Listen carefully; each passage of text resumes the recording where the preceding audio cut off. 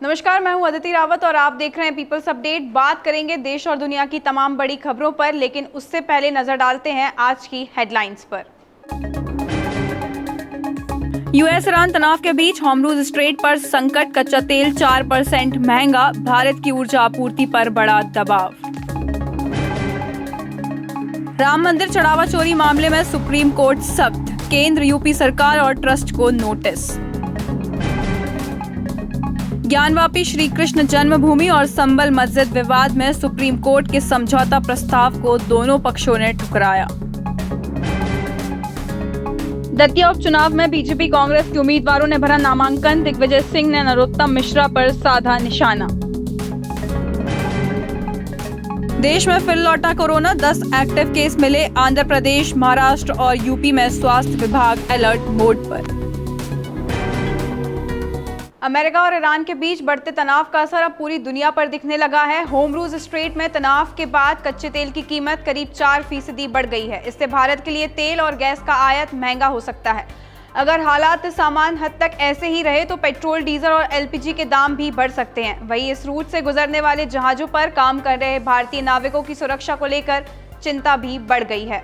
अयोध्या के राम मंदिर में चढ़ावे की चोरी का मामला अब सुप्रीम कोर्ट तक पहुंच गया है। कोर्ट ने इस मामले में केंद्र सरकार, उत्तर प्रदेश सरकार और श्री राम जन्मभूमि तीर्थ क्षेत्र ट्रस्ट को नोटिस जारी किया है। साथ ही उत्तर प्रदेश सरकार से एसआईटी जांच की पूरी स्टेटस रिपोर्ट भी मांगी गई है।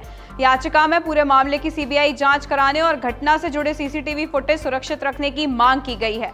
हालांकि सुप्रीम कोर्ट ने फिलहाल किसी नई जांच एजेंसी के गठन का आदेश नहीं दिया है। मामले की अगली सुनवाई अगले सोमवार को होगी। वहीं राम मंदिर ट्रस्ट ने मंदिर प्रशासन को मजबूत करने के लिए नई सीईओ की भर्ती प्रक्रिया शुरू कर दी है। इस पद के लिए अंतिम आवेदन तारीख 18 जुलाई तय की गई है। भर्ती प्रक्रिया के लिए 3 सदस्यीय सर्च कमेटी टीम का गठन किया गया है। ज्ञानवापी श्री कृष्ण जन्मभूमि और संबल मस्जिद से जुड़े मामलों में हिंदू और मुस्लिम दोनों पक्षों ने सुप्रीम कोर्ट के समझौते के प्रस्ताव को स्वीकार करने से इनकार कर दिया है। दोनों का कहना है कि यह केवल जमीन का नहीं बल्कि धार्मिक और कानूनी महत्व का मामला है, इसलिए फैसला सिर्फ अदालत ही करे। अब इन मामलों की सुनवाई सामान्य कानूनी प्रक्रिया के तहत आगे बढ़ेगी और सभी की नजर सुप्रीम कोर्ट के अगले कदम पर रहेगी। मध्य प्रदेश के दतिया विधानसभा सीट पर उपचुनाव के लिए बीजेपी और कांग्रेस दोनों ने अपने उम्मीदवारों का नामांकन दाखिल कर दिया है। बीजेपी से आशुतोष तिवारी और कांग्रेस से घनश्याम सिंह चुनावी मैदान में हैं। नामांकन के दौरान दोनों दलों ने शक्ति प्रदर्शन भी किया। इस बीच कांग्रेस नेता दिग्विजय सिंह ने बीजेपी और नरोत्तम मिश्रा पर निशाना साधते हुए पार्टी में अंदरूनी कलह का दावा किया है। उन्होंने कांग्रेस उम्मीदवार घनश्याम सिंह को शांत और जनसेवा के लिए समर्पित नेता बताया।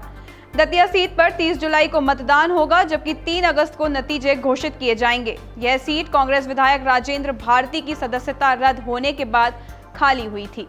मध्य प्रदेश सरकार ने टेक सेक्टर में बड़े निवेश की तैयारी शुरू कर दी है। भोपाल में हुए एमपी टेक ग्रोथ कॉन्क्लेव में मुख्यमंत्री डॉक्टर मोहन यादव ने बताया कि भोपाल और इंदौर में नए आईटी पार्क बनाए जाएंगे। साथ ही सेमीकंडक्टर और डेटा सेंटर जैसे बड़े प्रोजेक्ट्स भी शुरू होंगे। सरकार को 40,000 करोड़ रुपए से ज्यादा निवेश मिलने की उम्मीद है। इससे प्रदेश में रोजगार के नए अवसर बढ़ेंगे और टेक उद्योग को भी नई रफ्तार मिलेगी। पटना की अदालत ने चर्चित शिक्षक खान सर और उनके 2 सुरक्षा कर्मियों को अग्रिम जमानत दे दी है। यह मामला उनके कोचिंग संस्थान में हुई तोड़फोड़ और फायरिंग से जुड़ा है। गिरफ्तारी की आशंका के बीच तीनों ने अदालत में याचिका दाखिल की थी। कोर्ट ने सभी पक्षों की दलील सुनने के बाद राहत दे दी है। हालांकि मामले की जांच जारी रहेगी और आगे की कानूनी प्रक्रिया भी पहले की तरह चलती रहेगी।